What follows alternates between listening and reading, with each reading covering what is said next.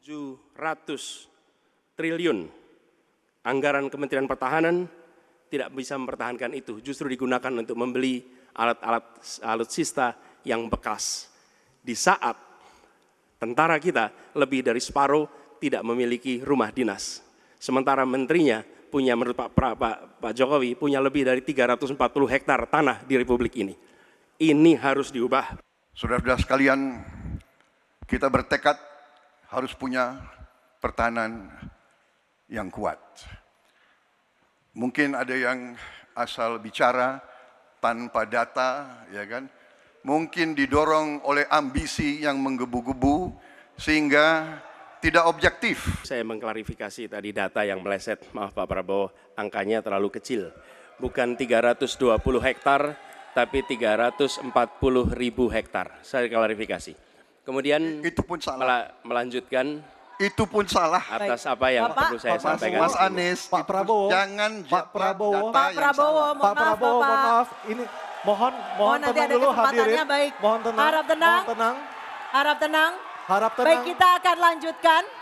Ketika terjadi serangan-serangan cyber itu. Jadi menyusun ini, satu adalah melibatkan secara komprehensif, yang kedua menggunakan teknologi terbaru, yang ketiga sistem recovery yang cepat. Terima kasih. Sekali lagi ya, saya berpandangan Pak Anies juga terlalu teoritis, semuanya bagus, indah, tetapi yang nyata tentang masalah AI, cyber, teknologi tinggi dan sebagainya adalah sumber daya manusianya, awaknya.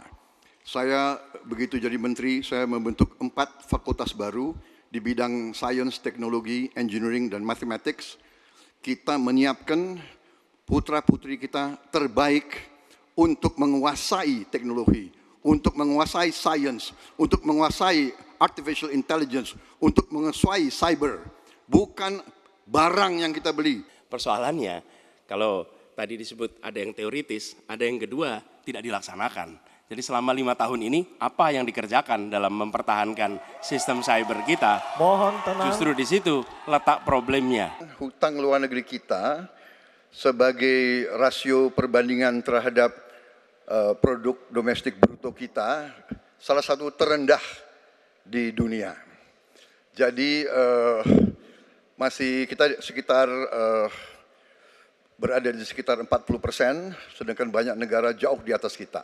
Kita tidak pernah gagal hutang dan saya sangat optimis, tapi kembali kita harus punya kekuatan pertahanan yang kuat supaya tidak bisa diintervensi, tidak bisa digertak, tidak bisa diintimidasi. Ya, kalau hanya mengatakan bahwa kita termasuk yang terbaik, berapa angkanya? Menurut hemat kami, kita harus bisa mencapai maksimal angka 30% dari GDP. Sehingga kita aman di situ, di bawah 30%. Dan itu caranya apa? Dengan satu menata hutangnya, yang kedua memperbesar GDP-nya. Dan hutang-hutang yang kita gunakan untuk aktivitas produktif. Jangan hutang itu digunakan untuk kegiatan yang non-produktif. Misalnya, hutang dipakai untuk membeli alutsista bekas oleh Kementerian Pertahanan. Itu bukan sesuatu yang tepat. Pak Anies, saya kira Pak Anies perlu belajar ekonomi lagi, ya kan? Jadi kalau bilang ideal 30%, dasarnya apa? Yang di bawah kita itu Arab Saudi, Rusia, pokoknya negara-negara yang punya sumber alam yang luar biasa. Tetapi 40% ya salah satu terendah sekarang. Jadi kalau kita mau bangun industri, tadi saya setuju sebagian dari yang Bapak sampaikan.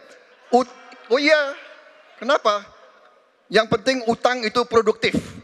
Itu saya setuju. Tapi kita bisa sampai 50%, tidak ada masalah. Kita tidak pernah default. Kita tidak pernah default.